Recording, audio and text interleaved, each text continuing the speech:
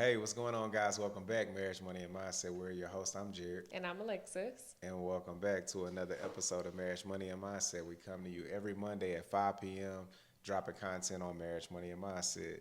Uh, first, first thing we got to do is kick it off and say thank you to the new subscribers. Thank you to the existing subscribers. If you haven't subscribed, please consider subscribing. Click on that little button on your screen. Whatever device you're watching us on, it doesn't cost you anything to subscribe. So, hey, go ahead and subscribe. Tell them, Hershey, what else we got going. Also, if this information is helpful to you, go ahead and share it with somebody that you know. It does help us grow our channel.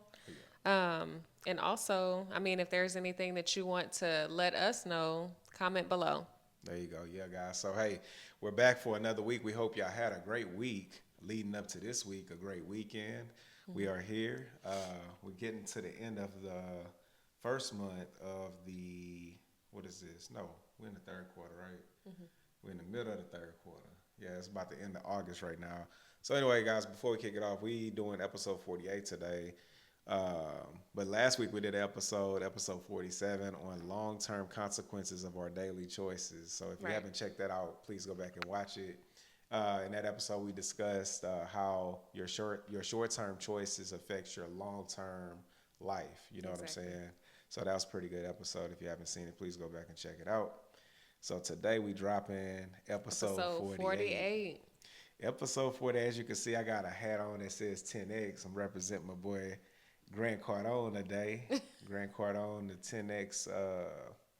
10X guy. Go check him out too. If y'all don't know who that is, go check him out. Yeah, but he talks about this topic quite often, which is home ownership. Real estate. You know what I'm saying? Yeah, real estate. And so, we titled this episode "Why Home Ownership is Not an American Dream, but It's the American American nightmare. Nightmare." The American Nightmare. We're gonna get a little controversial in this episode today, All guys. right. Yeah, man. So of course, this is something that just we've discovered. You know what I'm saying, through our journey. Being married. Owning homes, and again, guys. It's subjective. You know what I'm saying, at the end of the day. But this is just our perspective, and we just wanted to shed a little light on how we personally feel about when it comes to home ownership, right? Because we've owned homes, we currently rent where we live, but we do also own real estate that we rent out. You know what I'm Exactly. saying? So we do believe in owning real estate, just not necessarily the real estate that you personally live in. And we're going to go over some reasons why that potentially could be the American nightmare. You know what I'm saying? But Yeah. first, before we get started, we're going to talk about the origin of the word mortgage. Okay, go ahead. Talk to him about it. So the word mort comes from the Latin word mortus, meaning dead, and gage comes from the How you French speak meaning, French on? yeah, comes from the French meaning pledge or commitment. Yeah. So the term dead pledge reflects the idea that the pledge or the property is dead or void if the borrower fulfills the obligations and repays the debt. I like to think of this as you keep on paying until you die. Yeah, I mean, well, most people don't ever pay off their home mortgage. To be Yeah, how honest, many I mean, people do you guys I know don't that are personally home know a lot of folks owners? that own their home outright. You know what I'm saying? Exactly. Quote unquote own their home. Because I'm gonna talk about that here in a Yeah, we're second gonna too. get there. Yeah, man. Okay, so, but yeah, I've heard that saying. I think Robert Kiyosaki's mentioned that in the past. That same statement. The origin. The origin of the word mortgage, right? So that's pretty cool. You gave me a little information on that. But yeah, guys. So we're gonna go into kind of comparing. What some of the things that, like, some of the myths that people throw out there when it comes to owning versus renting. Like one in particular is, oh, if you're renting, you're just throwing away cash. Well, guess what? If you own, you actually are throwing away cash as well, guys. And I'm gonna show you how here in a Right. second. Okay, so let's start. Let's go ahead and just start there. So owning a home is throwing away cash, right? Okay, so the idea that owning a home is throwing away cash typically stems from a few key arguments which challenge traditional belief that home ownership is always a wise financial decision. And so I'm going to give you five perspectives on why or the reasons behind this, right? So we're going to touch on them briefly, and then we're going to go into what we got going on right here with the easel today, right? Okay, so the first reason behind the perspective of owning a home is throwing away cash is opportunity cost, right? So the money tied up in a home, uh, for the down payment, the mortgage, the maintenance. What else you got? Taxes, Other insurance. expenses, right? Taxes, insurance. It could potentially be invested elsewhere, right? Hmm. Such as the stock market, where it might earn a high return over time. So opportunity cost being the first reason why, you know, we but personally believe that owning a home is in essence throwing away some cash, right? Right. Because if it's tied up in your home, guys, you can't access it unless you do either a sale or a refinance, right? Right. And if you're an individual out there who's wanting to pay off their primary residence that they live in, 9 times out of 10, the last thing you're probably going to do is refinance your home because you're going to start the interest payments all over again, right? Exactly. Or even Kind of sell defeats the it. purpose. I Yeah, you're mean, not your going to sell it equity is either. trapped in the house. It's trapped in the house, right? Okay. Okay, so the second reason, Hersh talks about it, maintenance and The unexpected second one costs. is maintenance and unexpected costs. So, Right, homeownership involves ongoing expenses, like we just mentioned, beyond the mortgage, such as property taxes, repairs, insurance, and maintenance. right. These costs add up and sometimes exceed what someone would spend on rent. Yeah, guys. So, Yeah, go ahead. if you rent out a place, just like we're renting here, Right. it's almost, I mean, we're getting a little discount by renting versus if we would be owning a home and all the expenses associated with owning. Well, this particular topic was maintenance and unexpected costs. Oh, yeah. Right. That's what I'm So, talking about. yeah.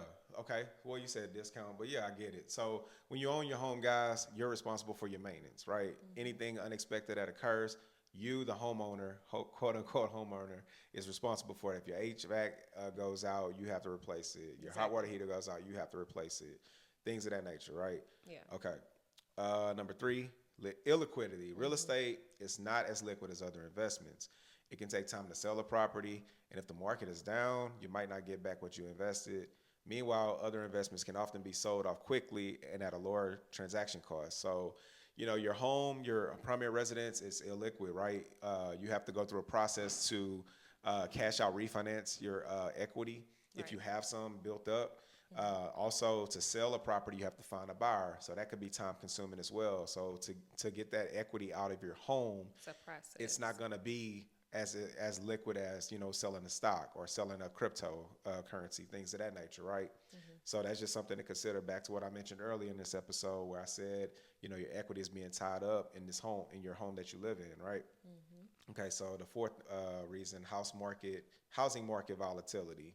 Okay. So the Talk about it. market can be unpredictable and property values can decline significantly. If Right. you sell during a downturn, you can lose money.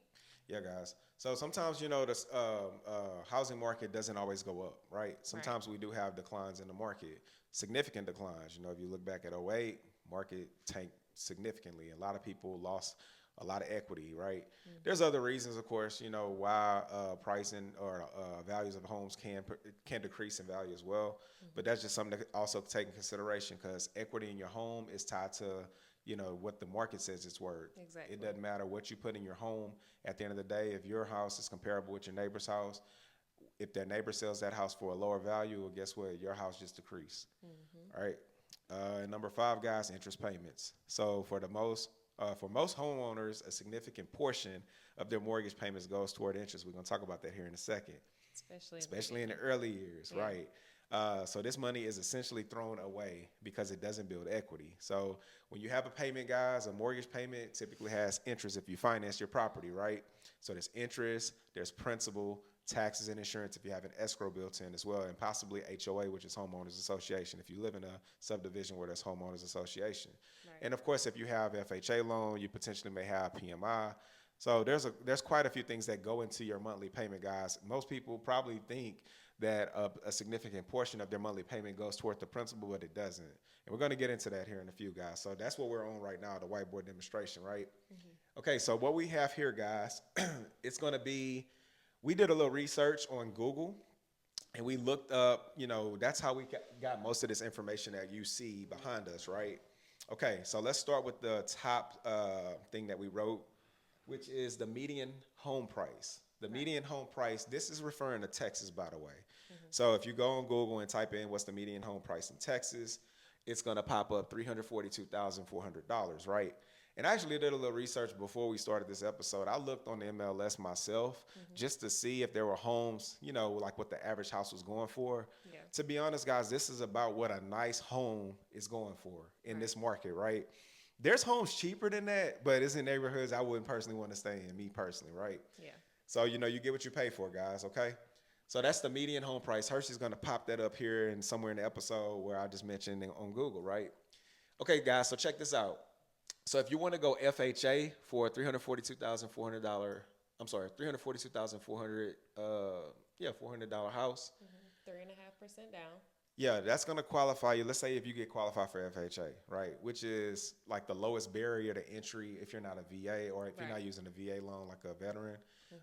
Most people go FHA. That's the lowest amount that you're paying to put down as a down payment towards this home, right?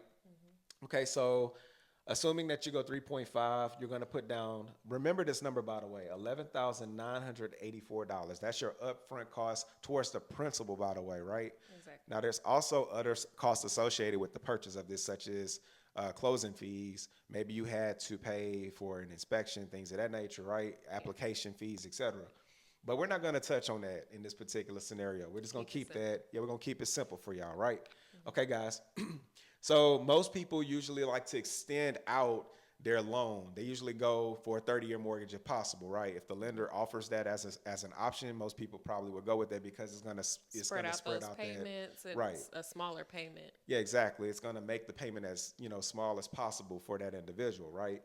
Okay, so currently in today's market, we did some more research, guys. We looked up what the current 30-year FHA mortgage loan interest rate currently is. And the average rate right now is currently at 6.904%. Now, of course, this could be adjusted just depending on what your, criteria, your credit score, things of that nature, right? Whenever your lender is approving you, they're going to let you know what you possibly qualify, right? Yeah. But this is about the average currently as of today at the time of this recording. So we'll pop that up as well in this episode. As y'all can see, it's popped up right here on your screen now, right? Okay, guys, so let's get back to it. So if you do the math on a 30-year fixed FHA loan, the difference, once you subtract out your down payment from your principal, guys, from your purchase price, your loan amount is now going to be $330,416, okay? So that's what your loan is actually going to be. This is your skin in the game, your equity, right? And this is going to be what you now owe the bank back, the principal that they let you borrow. Now, of course, there's interest associated with it. We just touched on that, 6.904%. So now we're going to pop up the amortization schedule. As you can see on your screen here, guys, we have an amortization schedule that we just popped up where it shows the first, second, third, fourth, and fifth year of your amortization schedule, right? So your amortization schedule is going to consist of your interest that you pay your lender, your principal that you pay your lender, the principal that applies toward your balance, and then, of course, your ending balance, right? So as you can see, guys, we're paying a total P&I, principal and interest payment, of $2,177 a month when we purchase a home for this amount, right, at this interest rate. Now, notice, guys, all I put in here is just P&I. Now, of course, when you own a home, there's something called an escrow that your lender potentially may add to the loan, which is your taxes and your insurance, right? Yeah. And then, like I mentioned earlier in the episode, you potentially may have a HOA associated in this payment as well, right? But again, we're gonna keep it simple. We just gonna keep it simple. We just focusing on principal and interest payments today, right? Okay, so if you want to go back and check, go ahead, Hershey. Oh, I was just going to get into the next part. Go ahead before you get started. That's what I was about to get into. Okay. So over the course of 5 years, the amount of interest paid is at the low end $1,789, at the high end $1,900. So we just did an average. $1,850 is what we're going to stick with for this scenario. The amount of principal paid over the course of 5 years at the low end is $276. The high end is $387. So we average that at about $350 just for this example. Right. So in the front end, in the beginning stages of paying down your mortgage, guys, the majority of the payment is going towards the interest, right? and it starts at 19 for this for this example, $1,900 a month, and by the end of the 5-year term, you're paying about $1,789 a month, right, in interest. So the reason we averaged it at 1850, you're going to see here in a second, and then also this principal being paid towards our mortgage, we averaged it at 350.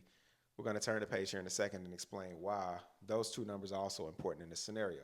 Okay, so keep up with us, guys. So now we're going to the second page. You want to assist me, Hershey? Take your time. Don't knock the easel down. All right. There you go. Go ahead and flip it for him. All right, guys. So check this out. So the next step is this. Okay, now we're going to go into how owning a home is the American nightmare, right? How you're throwing away cash, right? Because, again, most people think when you rent, you're throwing away cash. I'm about to show you how when you own your home, you're also throwing away cash. So follow me. Watch this. Okay, let's start on this side first, guys. Okay, we're going to talk about home ownership, right? So the purchase price, remember we said it was $342,400, right? Okay.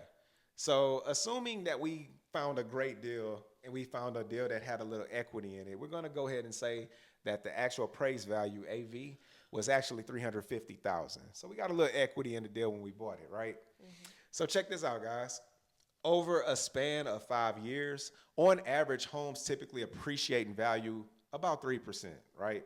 So assuming that this house appreciates for 3% and compounds at 3% over the every year annually over a 5-year duration, our home should be about $405,745, right? Hey, great deal. Now our house is going up, right? That's what most people think. They think they actually made money, right? Just basing it off of what the new value is, but let's keep going. So watch this, guys. Let's say, I think I want to sell this house now. I think I want to make some money from my home, right? From my investment, right? Okay, check this out. So, of course, to sell a home, guys, you have to hire an agent. Now, you could do it for sale by owner. It's a little bit more complicated if you don't know what you're doing. But usually, real estate agents can assist you in this and get it done, pretty quick, right? Okay, and, you just delegate it off to them. That way you can go on and do your business, right? So check this out. When you hire an agent, guys, they're going to collect at least a minimum of 6%. It probably could be negotiated, but for this scenario, we're going to go 6% because that's usually on average what a real estate agent will charge you, right? So that's going to be approximately $24,344 on the sale of a $405,745 home, right? Now, also when you sell your property, guys, there's something called closing fees, right? So that's what this represents. On average, about 4%. Again, this could be negotiated, right? It all depends on what's in the terms, but on average, you're looking at between 2 to 4%. So for this scenario, we're going to go 4%. So at 4%, guys, we're knocking off another $16,229, right?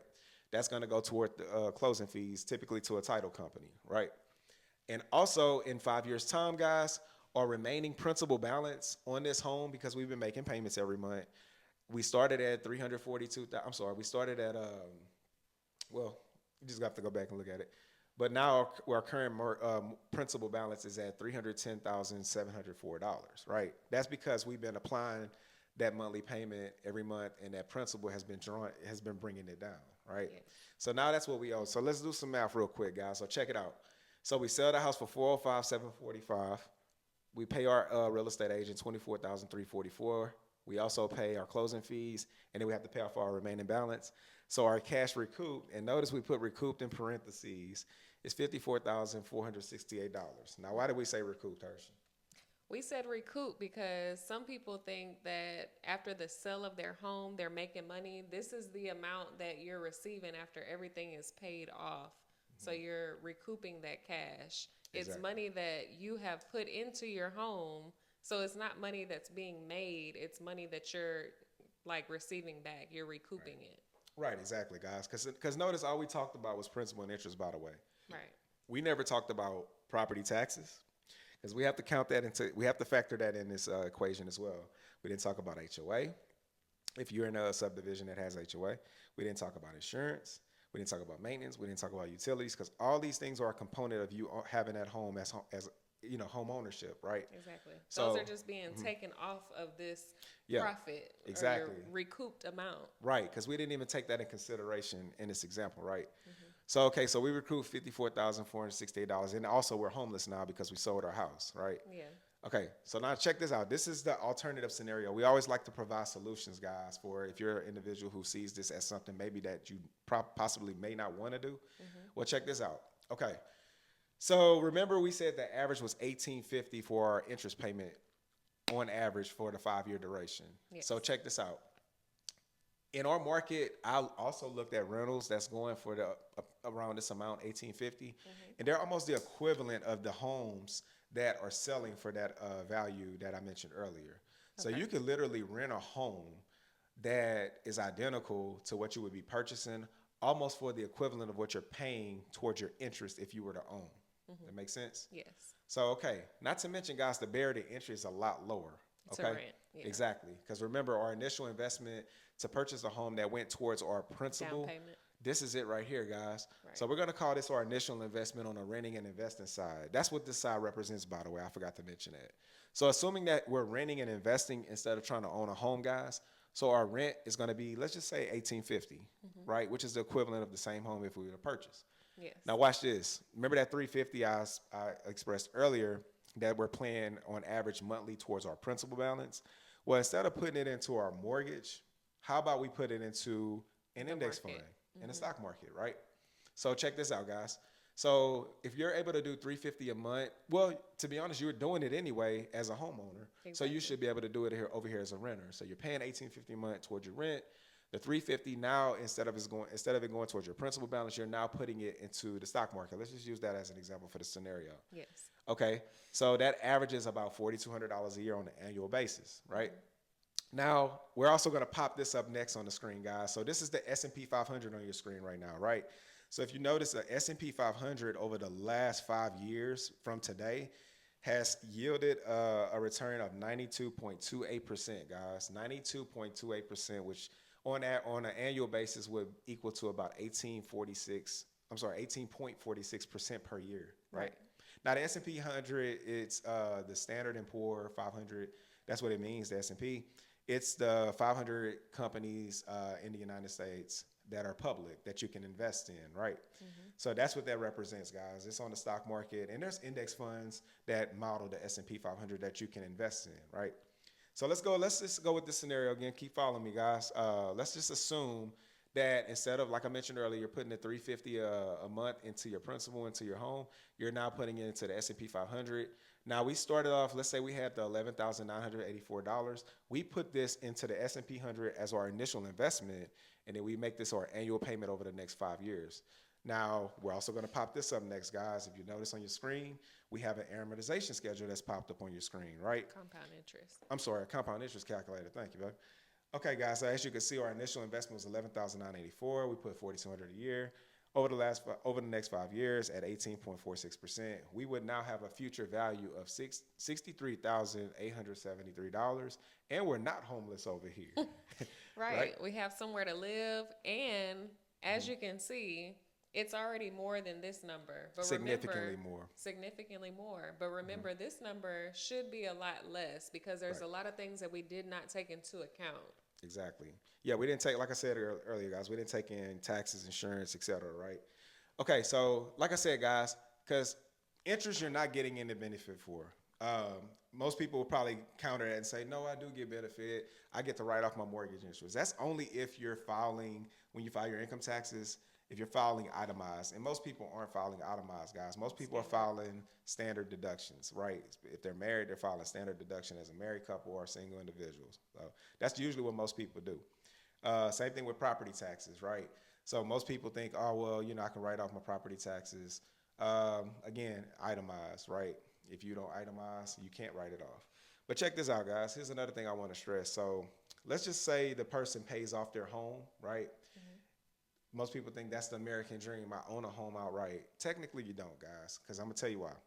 Now you're the tenant for your county and your insurance company because you want to protect the equity that you have in your home, right? 100% of it. You have 100% of your equity tied in your home. You want to insure that equity because if hurricane, whatever comes through and washes your property away, well, guess what? There goes your equity along with it. So you're not going to get you're not going to get rid of your insurance. Exactly. And then also the property taxes. If you're not paying those property taxes, that county that you live in, they're going to show you who really own that home, right? That's the real landlord. Exactly. See what I'm saying? So owning a home isn't technically, in my opinion, owning the home. You've paid it off. This, I mean, because to build a You've house, got rid of the mortgage. yeah, I mean the And loan, yeah, the right? loan. Hmm. All you're doing, guys, is basically, the material that it took to purchase, or I'm sorry, to construct that home is technically what you're paying for. The concrete, the glass, paint, all the appliances, etc. Right? That's what you're paying for, but you still have, other obligations associated with owning a home. And we've done episodes in the past, like on should you own or rent. Again, it's subjective. We don't, think you should do. I mean, we're not going to tell you to do either or. We're just telling you what we do, guys. We've done both, and then we're not biased. We come from home ownership. We've done that, and we chose not to go that route currently because it's a better play doing this. Yeah. See what The I'm whole saying? thing is being open minded. We're not saying, like you just said, we're not saying whether you should own a home or Right. not own a home versus rent a home. That's up to you to Right. decide. But these are the numbers. I mean, the Yeah, the numbers numbers don't don't lie. lie, man. They don't lie, guys. I mean, So, yeah. is home ownership going to stop you from investing? Many people, the answer is yes, because the excuse is, well, I don't have any money to invest. Yes, you do, but it's being tied up in your home. Yeah, I'm glad you brought that up because that's another thing I forgot. I wanted to touch on that. So a lot of times, like she just mentioned, the reason most people don't invest is because their home payment is eating away the allocation that they should be putting towards investing, guys. Most people probably have 50, 60, 70% of their income going Toward living expenses. exactly directly to their mortgage and their utilities, et cetera, everything associated with the home, owning the home. And that's entirely too much income, guys, that's going to your home, right? That robs you from being able to invest. You know what I'm saying? And your home isn't going to take care of you in post-retirement. This will, because this is going to continue to grow, by the way, right? If you pick the right investments, the compound interest over time is going to continue to accrue. And then you can use that to supplement your income down the road, right? Then we didn't even touch on like tax advantage plays like Roth IRAs. You could even invest this in a Roth. Like that's under the threshold of 2024's annual contribution if you're under 50. Yeah. The annual contribution per individual is what 7K. 7,000. So we're definitely under that. You know what I'm saying? So I'm just saying all that to say, guys, look, if a home is keeping you from being able to invest, and your home is over what we recommend over 25% of allocation, consider doing this, man. Seriously, like we're really trying to look out for y'all, man. We want y'all to be financially free. Debt free is cool, but it's not the same, right? Paying off your home, you don't own a home, you skin the cat. You still have obligations associated with that house. You're not paying off the home and you're done. No, you still have obligations. You still need cash flow. You still need income. You still need to pay those taxes, the insurance, the upkeep, etc. Right? That's all we're saying, man. And even on this side, guys, renting a home, apartment, whatever. Hey, we rent, but guess what? We still own real estate. Right. We still own real estate. We just use it as a vehicle to invest and bring in cash flow, right? And we get so many tax breaks. It's just like, in my opinion, if you're gonna own real estate, exactly. If you're going to own real estate, please consider going that route with real estate. Use it as a vehicle, guys, to earn income and then also have tax advantages, right?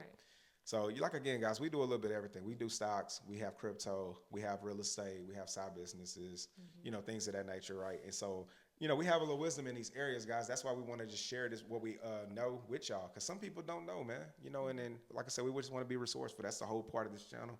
This is the money side of the channel. You know what I'm saying? We talking about real estate again. So, and I don't know if y'all guys noticed, our VP the other day had some comments in regards to things that she's considering to do for people who may need help, to afford a home. Being a first-time home buyer. Yeah, I think something along the lines of 25,000 as. She didn't really go into detail explaining whether or not that's going to be a tax credit or if that's going to be like some kind of, I don't know, money given to an individual. Guys, look, here's my opinion on that. Okay. I'm going to be honest with y'all. I personally don't feel like that's a great idea. And the reasons why is because where's this money going to come from, first of all? That's what I would like to know. If it's money being given to them, usually when the government says they're going to give you something, there's usually in the form of tax dollars. That's just what I've noticed, that the government, we're $35 trillion in debt right now. A lot of bad investments that the country has made over time. A lot of this money that's being printed hasn't really done this country justice to me. So I personally don't feel like it's a great idea. I personally don't think home ownership is for everybody, by the way. I think most people need to focus on this, not this. If you're focusing on financial freedom, because that was also a word thrown out there, Yes.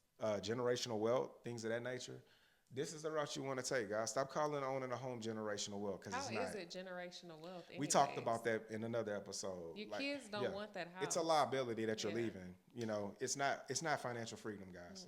So look, don't call a home an asset. Don't call a home an investment.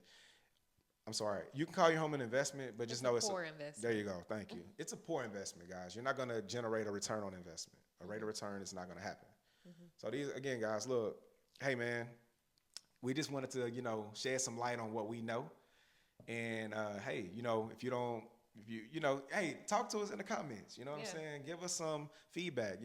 Let us know how you feel about this. Like seriously, let's conversate about it. Let's talk about it. I would love to hear what people think about this. You know what I'm saying? And again, guys, hey, we want to be resourceful. We're gonna continue to be resourceful. Hershey, anything else you want to mention before we sign off? Did we miss I feel like anything? that was a great episode. Yeah, man. Yeah. I really just wish that you guys watch these episodes with an open mind, because we're not telling you, we're not trying to sway you one way or the other. Nah. We're just trying to educate you on both sides. We do have experience, like he's mentioned, on both sides. Right. And it's been working out for us. We're able to invest a lot more than 10% if we're paying attention to our expenses, and renting is one of those categories. Yeah, man. So again, guys, hey, if you want to watch the episode in regards to, what we feel about home ownership versus owning. I mean, did I say that right? Renting versus owning. Yeah. We have that episode somewhere in the archive files. Go back and check it out. You know what I'm saying? And that'll give you our perspective. So, because we don't want to go too deep into that on this episode. This episode wasn't. And again, the allocations, I believe, was managing finances in a marriage, episode 3. Yeah, y'all go check that out too, man. Yeah. So, hey, guys, look, we appreciate y'all tuning in. We hope y'all enjoyed today's episode. I definitely did. I love talking about real estate. That's my thing. You know what I'm saying? So, hey, guys, give us a like, share, comment, thumbs up, all the good stuff. Subscribe to the channel. And, hey, man, until next week, y'all take care, okay? Peace.